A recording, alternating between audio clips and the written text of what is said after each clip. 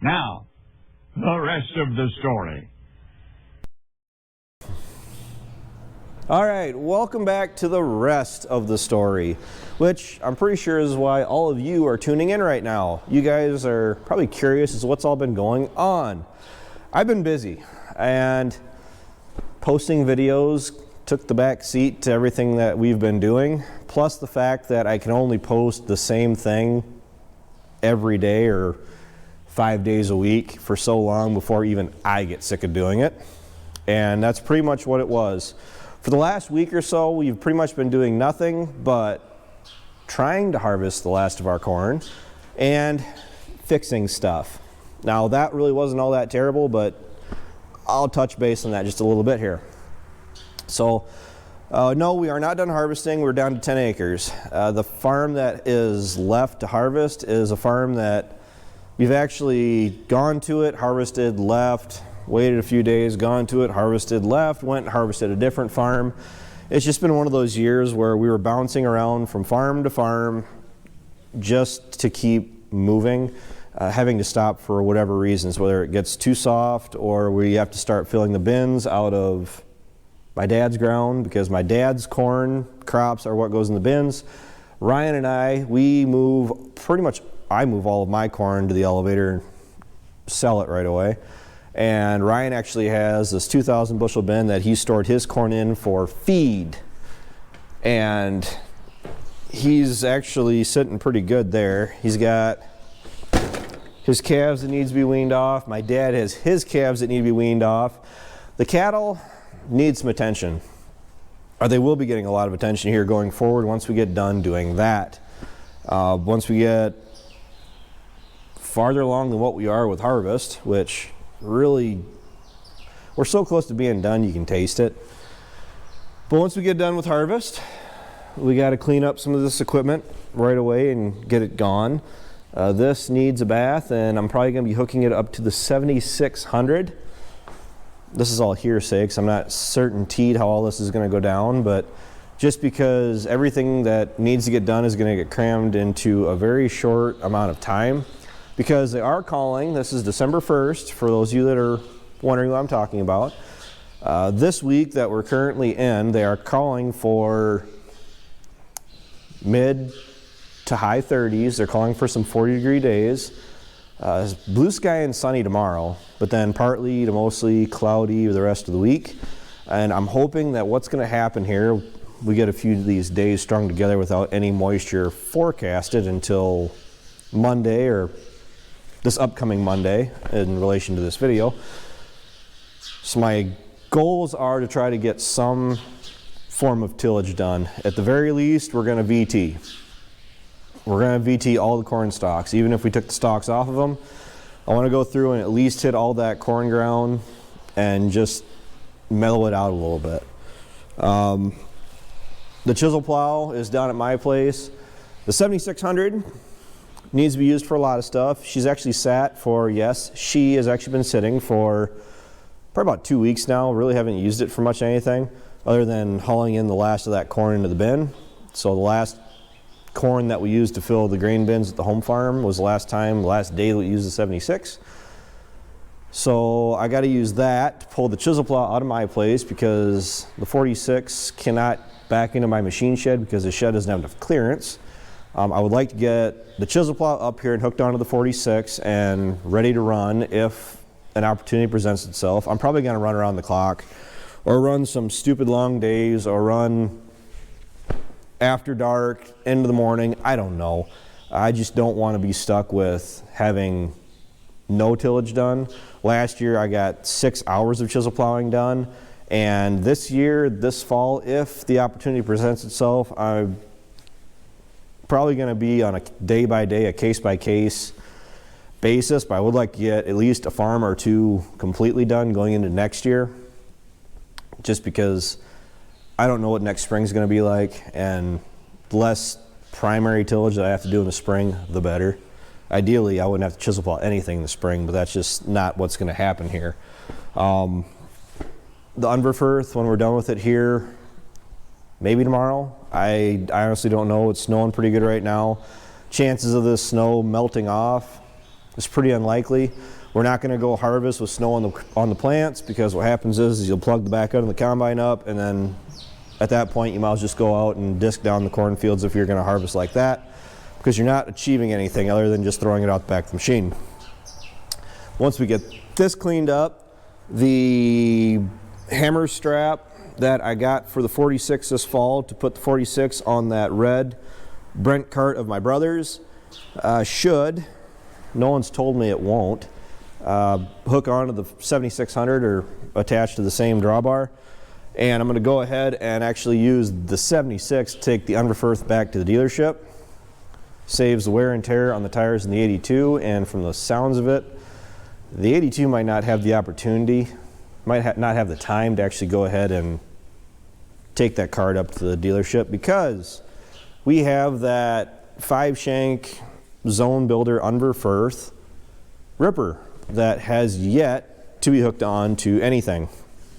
So the plans are, Ryan is planning on hooking this up to the ripper, the 82 up to the ripper, and going out and knocking out a bunch of the headlands that we most definitely caused compaction on. So the combine has actually worked pretty flawlessly. Really don't have a whole lot of complaints. Everything is subject to fail. Now, we did pretty much spend 2 months working on this, on the combine. This is actually something that we were going to work on next year, but by the time we got done fixing everything this summer, we're planning on putting this on the back burner and letting it go till next year.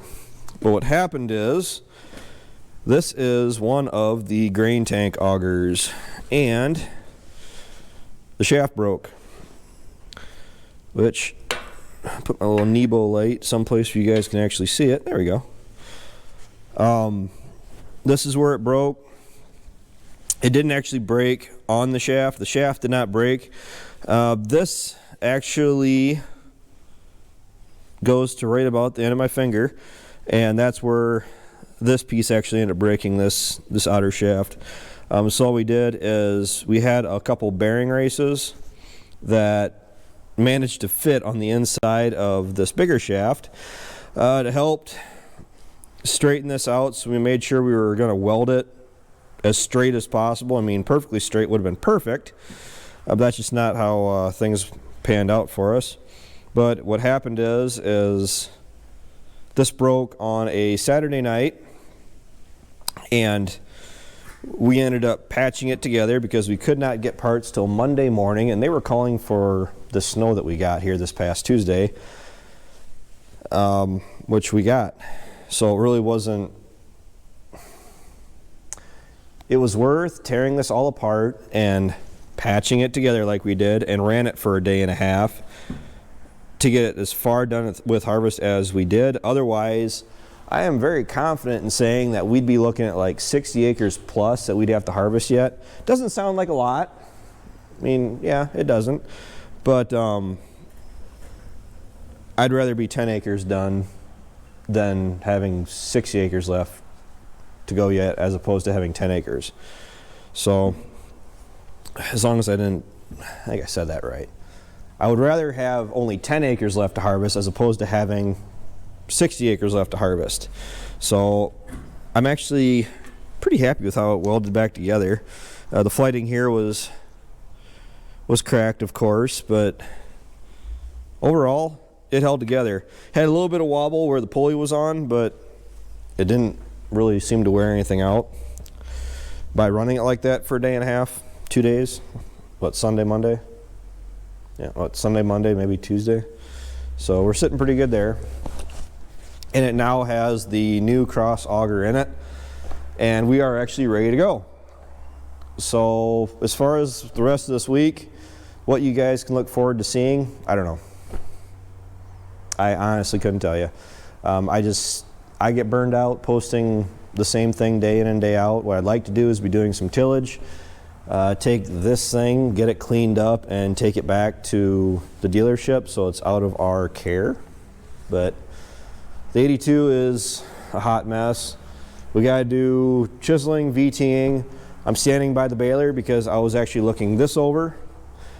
We have enough bedding to a certain degree for ourselves, but because of certain, so I say market prices, if I have the opportunity to bale a bunch of corn fodder to maybe move to sell, I probably will, but it all depends on how this week pans out.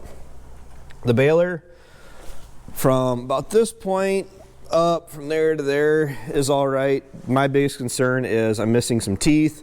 I was planning on going through and getting this thing ready to go for hay season next year, over the winter, and that's when I was planning on doing all the teeth, but I can see 1, 2, 3, 4,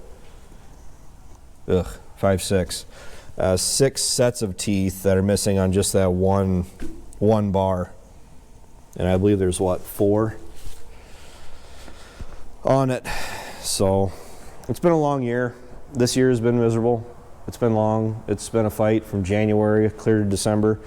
All you can do is hope for a better year next year.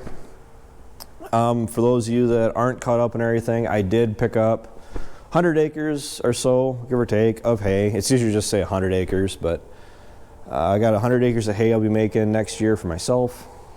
So that's that much more hay we'll have to look forward to making next year. So with that, I think maybe I got you guys pretty well caught up to where we're currently at right now, which is nothing is put away for the winter. Tillage is at 0.